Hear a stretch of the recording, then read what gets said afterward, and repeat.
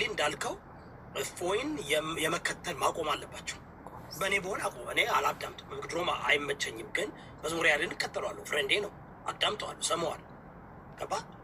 እፎይ ግን ዛሬ አንደኛ ርዕስቱን ራሱ መመለስ አልቻለም። ከዛ ደግሞ አውቆ ሆን ብሎ ነጥብ ለማስጣል ለማናደድ ይሄ በቃ የብልግና ነገሮችን ምናምን ወደዛ ውስጥ ገባ እና ልጁን ጭራሽ ወደማይፈልገው ቦታ ገብቶት ልጁ ግን በማይፈልገው ቦታ ገብቶ እንኳ ራሱ በትክክለኛው መሰረት ነበር ኢንተሌክቹዋል በሆነ ነገር እኔ በጣም ነው የተማረኩት ዛሬ። እውነቴን ነው የምልህ። ብዙ እንደዚህ ስብዕና ያላቸው አታይም እዚህ ጋር ሜይቢ ስለማንከተላቸው ይሆናል። ገባ? ስለማንከተላቸው እኔ እናንተ በውሱ በኩል ቡኖን ዛሬ ምናልባት አጸያፊ ቃል ላንናገር እንችላለን። ሂዶ ወደዛ ምናምን ብለን ግን ጥለን እንወጣ ነበር። እኔ ጥዬ ነው የምወጣው። አላወራም ከእነዚህ አይነት ሰው ጋር። ለምን እንደሆነ ታውቃለህ? ለምን ብዬ እደርቃለሁ? ለምን? ምክንያቱም ልጁ በጣም ሰዓት ይሰርቃል፣ ይመጻደቅበታል፣ በጣም ከአንድ ስንድት ያደርገዋል፣ ይንቀዋል። በቃ አውቆ የፈለገው እሱ እንደለመደው ያው ሰው እኮ የሚችለውን ነው የሚያደርገው። ሰው እኮ ማድረግ የፈለገው በቃ ነጥብ አስጥሎ ከዛ ወደ ጭቅጭቅ ወደ እሱ ጭቃ ውስጥ ሊከተው ነው የፈለገው። ምክንያቱም በልጁ ሁሱ ነው ስሙ፣ ይቅርታ ሁሴን ነው የሚባለው። በሁሴን ለበል ማውራት አይችልም። ስለዚህ በሁሴን ለበል ካልቻልክ ወደ አንተ ለበል ነው ማምጣት ያለብህ። እየጎተተው ናህኔ ጋር ጭቃ ውረድ እና እዚህ ጋር ገደል ግባና ቡጢ ግጠመኝ ይለዋል። ሁሴን ደግሞ ያው እዛ ላይ ሆኖ እንዲህ ሆል ታይም እንዲህ ያየው ነው ያወራው። እሱን ወደ ና በእናትህ እዚህ ጋር ናውንና በእውቀትና በስዕብና እናውራ እያለው ነው። እና ስላልቻለ ነው በቃ እፎይ ስላልቻለ አውቋል። ተደበቀ እንጂ ደግሞ ጭራሽ እሱም በቪዲዮ ውጣ ይለዋል። ያውም ተደብቆ እየተመከረ እኮ ነበር ሲያወራ የነበረው፣ እየተመከረ እንደዚህ ብል እየተባለ እና ይሄ ትክክል አይደለም። ግን ጥሩነቱ አንደኛ የሃይማኖቱ የንጽጽር ብቃት አለው የሚባለው አንድ አካል አንተ አመልከዋለሁ የምትለውን አካል ማንቋሸሽ የለበትም። ለምሳሌ እሱ እፎይ በተደጋጋሚ አላህን ሰይጣን ነው ሲል ነበረ፣ እንደዚህ ነው ሲል ነበር፣ ዝም ብሎ ከመሬት ተነስቶ። እሱ ግን አይተህ ከሆነ አማልክቴ ወይም አምላኬ ብሎ የሚያስበውን ራሱ ለመተቸት ሞራን እሱ ለመተቸት ራሱ ፍላጎት የለውም። አይተህ ከሆነ ነቢያቶቹን በስነ ስርዓት ሲጠራ ነበር። አምላኬ የሚለውንም ራሱ እሱ የሚቀጥፍበትን ራሱ እያስተካከለለት ነበር። እግዚአብሔር እግር አለው ምናምን ሲባል መለኮት ነው ብሎ ሁሉ እያስረዳው ነበር። የንጽጽር ብቃት አለው የሚባለው አንድ አካል ፐርሶናሊ አጸያፊ የሆኑ ቃላቶችን መጠቀም የለበትም። ሁለተኛ ደግሞ የሆነ ግብግብ ውስጥ ገብቶ ሰዓት መስረቅ፣ ቴንሽን ለማድረግ መሞከር፣ አሰልቺ የሆነ ነገር ውስጥ መግባት የለበትም። የንጽጽር ብቃት አለ የሚባለው ልክ እንደወሱ ነው። በሱ ደረጃ ነበረ ጥሪ ማድረግ የነበረበት። አሁን ኢምራንን አይተዋላ። ኢምራት ሁለቱም ነው ያለው፣ እውቀትም አለው። በብሽሽቅም ከመጣ ደግሞ እጥፍ አድርጎ ይገርፋል። ገባ? ኢምራንን አልፈልግም አለ። አየሁ አይደል? ኢምራን በሁለት ማሊያ መጫወት ይችላል። ከእፎይን መሆን ይችላል፣ ሁሱንም መሆን ይችላል። ኢምራን ሁሱ ግን አንድ ባህሪ ብቻ ነው ያለው። እሱም በስርዓት እሱ ጋር ያለውን እውነት ማስረዳት፣ ያመነበትን ማስረዳት፣ ለሚጠይቀው ጥያቄ በቻለው መጠን ማብራራት ነው የሚፈልገው። ያንን እድሉን አይሰጠውም። እኔ በሆን አልኩ ሰከንድ አልቀመጥም። ሰከንድ ግን ያው ፈርቶ ሸሽ የሚባል ነገር አለ። ያን ነበር የፈለገው፣ ግን አልሐምዱሊላህ አልቋል። አንተ አሁን በእውቀት መደረጃ ልክ ለንጽጽር ትበቃለህ። ለምሳሌ ጠይቀውን ጥያቄ ትመልሳለህ፣ ርዕሱን ላለመልቀቅ ትሞክራለህ። ለዛ ነው ለምን እንዳውቃለህ መብረቁ እኔ ስመልስ ለምመልሰው መልስ የሚናደድብኝ ክርስቲያኑ ነው። ለምን ትክክለኛውን መልስ መለስክ? መጽሐፍ ቅዱስን ያልጻፍኩትም። መጽሐፍ ቅዱስን የምንከተለው በእምነት ነው፣ በሳይንሳዊ በላጅክ አይደለም። ተረዳኝ? በቃ ያ ነገር ደግሞ ላይ እኔ አሁን ሲጠይቀው በቀላሉ መመለስ ይችል ነበር፣ ግን አያውቅም። አንደኛ አያውቅም፣ ሁለተኛ እሱ የሚያውቀው መበሻሸቅ ነው።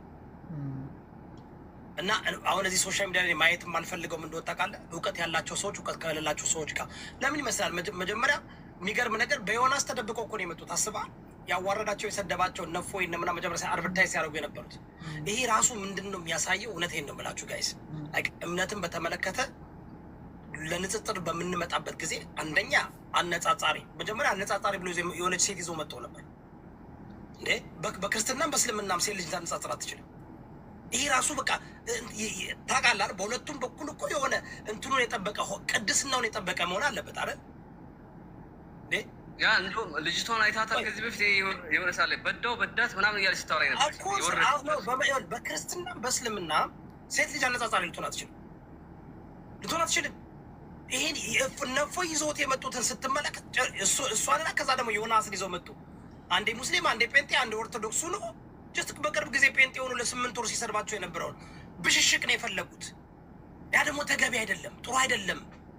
እኔ ለዚህ ነው የኦርቶዶክስ ተዋሕዶ እምነት ተከታዮች ቤት አላችሁ፣ ብቃት ያላቸው ሰዎች አለው፣ እነሱን ተከተሉ፣ ከእነሱ ጋር ሁኑ። ለንጽጽር መቅረብ ካለበት ሁለቱን አነጻጻሪ ወይ በእነሱ ደረጃ እውቀት ያስፈልጋል ወይም ከእነሱ በላይ እውቀት ያስፈልገዋል። አነጻጻሪው አይደል ማረጋጋት እንዲችል። ይሁዳ ከቶፒኩ አንድ ጥያቄ ልጠይቅና አላቁም። ቶፒኩ ለምሳሌ እግዚአብሔር ነው ወይስ አላህ ነው በነቢያቶች የተሰበከው ነው አይደለም ቶፒኩ። እስኪ እፎይ ባደረገው የማብራሪያ በተሰጠው ደቂቃ ባብራራበት ሰዓት እስኪ የትኛውን ነብይ አንስቶ ስለ እግዚአብሔር የሰበከ ማስረጃ ያቀረበበትን ንገረኝ እስኪ። በክርስትና እስልምና ሳይሆን በክርስትና አንድም ነብይ እከሌ ምናምናም ብሎ በክርስትና ላይ ያሉ ነብያቶችን አንዱንም ነብይ አንስቶ አላብራራም። ምንድን ነው አይሻ እንደዚህ አለች፣ መሐመድ እንደዚህ አለ ምናምን፣ በቃ ሁሱን ቴንሽን ነው ማድረግ የፈለገው ወይም ማስቀየም ማለት ነው። ይህ አይሆንም። ከዚህ በኋላ ይህን ሁሉ ህዝብ የሚያስተምር አካል በስነ ምግባር የታነጸ አያርል አህላቅ የተሞላበት ሀታ ሌሎች እንኳን አስቀያሚ ንግግር ቢናገሩ መታገስ የሚችል ህዝቡን በስነ ስርዓት ማዳመጥ ስንት አባቶች አሉ አይደለም? እውቀት ያላቸው እኮ አሉ። ስትናገር ዝም ብለው አዳምጠው ጨርሰሃል ብለው በስነ ስርዓት የሚያስረዱ እነሱን አታመጡም እንዴ? ኦርቶዶክስ ተዋሕዶ ትልቅ ትምህርትም ነው ዛሬ ወደፊት የምታመጧቸው ሰዎች ማወቅ አለባችሁ።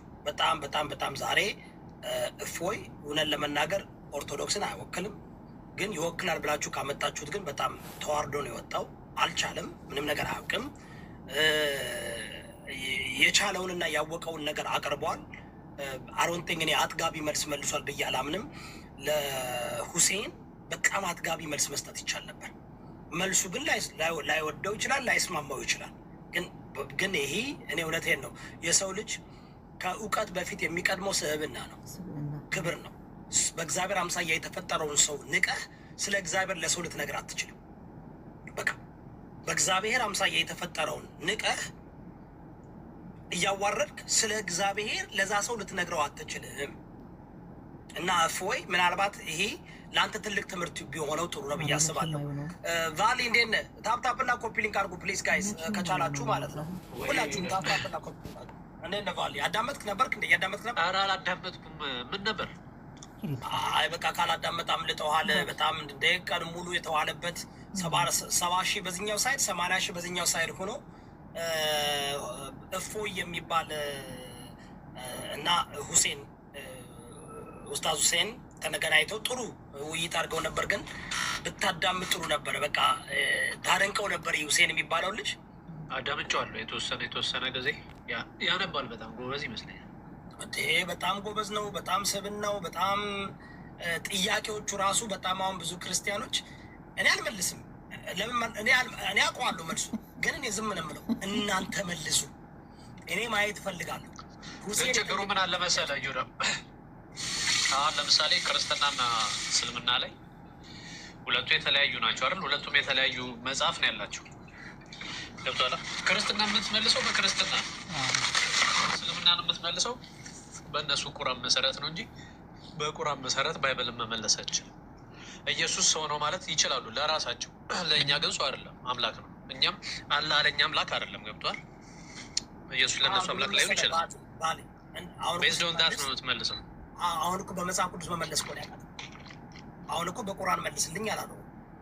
ኦኬ እኔ ስላላየሁት ነው ማዳመጥ አለብህ። አሁን በመጽሐፍ ቅዱስ መመለስ አልቻለም። ምንም የሚጠይቀውን ጥያቄ መመለስ አልቻለም፣ ምክንያቱም አያውቅም። ሁለተኛ ደግሞ ቢመልስ ደግሞ ለመለሰለት ጥያቄ የሚያነሳ ስለሆነ ያንኛውን ጥያቄ በምንም ምክንያት ሊመልስ አይችልም። ፎሎ አፕ ጥያቄ አለ አይደል? ታውቃላችሁ በንጽጽር የመጀመሪያው ጥያቄ እንትን ነው፣ ወጥመድ ነው፣ አጥመጃ ነው። ሁለተኛው ይሄ ሁሴን በጣም ስማርት እና በጣም ጎበዝ ልጅ ነው። እኔ በጣም ፕሮፌሽናል ዲቤተር ነኝ። የመጀመሪያው የምጠይቀው ጥያቄ ማጥበጃ ነው። that's not the real question። ያንን ጥያቄ ሲመልስ ሁለተኛውን ጥያቄ ሲጠይቀው በቃ መመለስ አይችልም። ምክንያቱም ከመለስ የመጀመሪያውን ከመለሰ ለሁለተኛው ጥያቄ መልስ አልሬዲ ወጥመድ ውስጥ ገብቷልኝ። በቃ እንደ አንገቷ እንደተያዘች ዶሮ እንደተቆረጠ ዶሮ መንፈራፈር ነው። ማውሸት እኮ አይጠበቅብህም። ቤዝዶን ባይብል ከሆነ ባይብል ላይ ያለው ከጠየቀኝ ባይብል ላይ ያለው ነው መመለሰው። ገብቷል? ማውሸት አይጠበቅብኝም። አይችልማ። ቤስቶን ባይብል መመለስ አይችልም።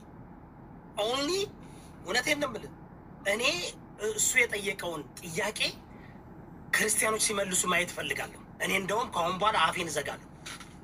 ማየት እፈልጋለሁ።